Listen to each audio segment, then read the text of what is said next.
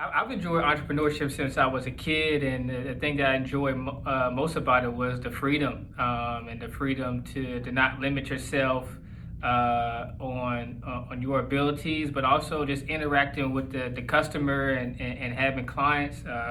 My first business was, I think, as a 7, 8 year old selling candy in the classroom, and the whole experience of having to go and get product and sell the product and make profits and reinvest that back into the business, man, that was fun. The profits of it and the money was secondary, but just the thrill of being able to provide something that my classmates liked and were willing to pay for, just got me going. So that was kind of my start to entrepreneurship, and that cascaded into further into my career, which helped make the jump from corporate America a lot easier, given the fact that my passion was really around entrepreneurship. I would say, my partner Andre, he really planted a seed on real estate.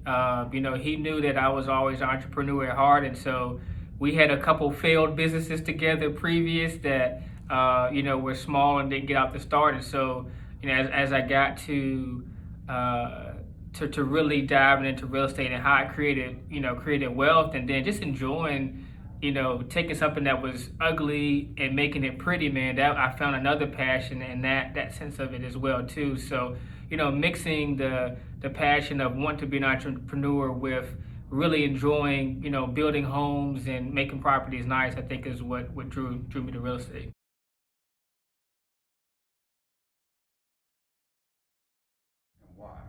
God.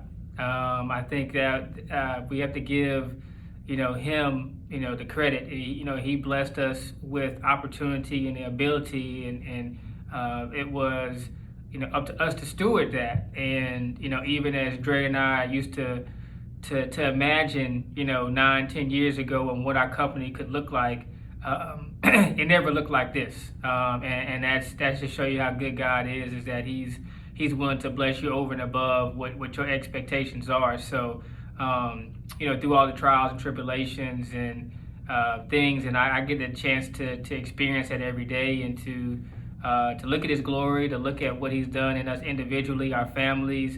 But most importantly, you talked about employees, and to see it grow from just Andre and myself to all the folks that we support, man. That's a huge blessing, and don't take it for granted.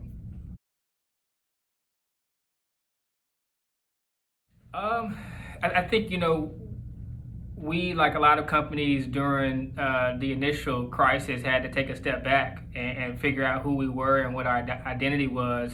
And we had put a lot of work in pre-pandemic onto identifying those opportunities. And so as we kind of, recalibrated and took a step forward, we really found out what we were good at.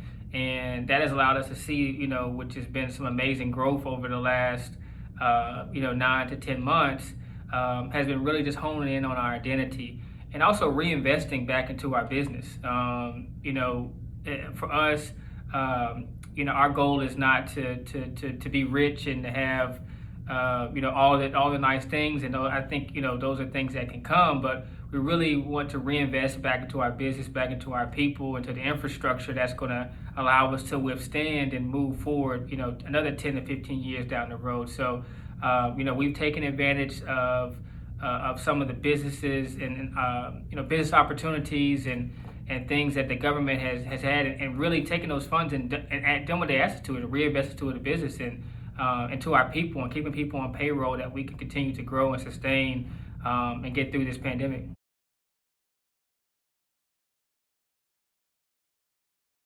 I think it's seeing people grow. In our organization, we've had the opportunity to have employees that have worked for us for 5+ years, 6+ years, and to see folks like that grow, that just brings joy to us.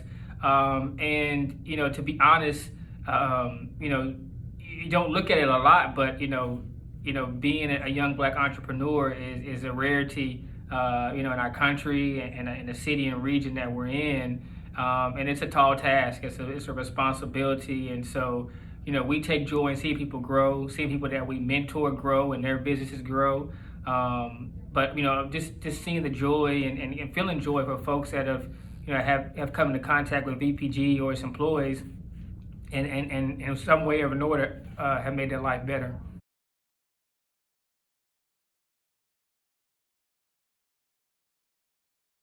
Uh, Faith, passion, and persistence. Those are the things that I always harp on too. Is where's your faith at? Where you centered at and grounded there. Making sure that you're in your passion. What you're doing is not about money, but it's something that you truly love to do. And persistence is, I think, the overarching key to a successful business. Is businesses that have been able to last, and for owners to not give up through the valleys is what makes business folks successful. Not necessarily how smart they are or how much skills they have, but how much are they willing to take on and be able to push through to get to the finish line. 3 to 5 years now, hope that we have more employees, we have more footprint geographically, but we're still able to make the same impact that we're doing now as a small, medium-sized company.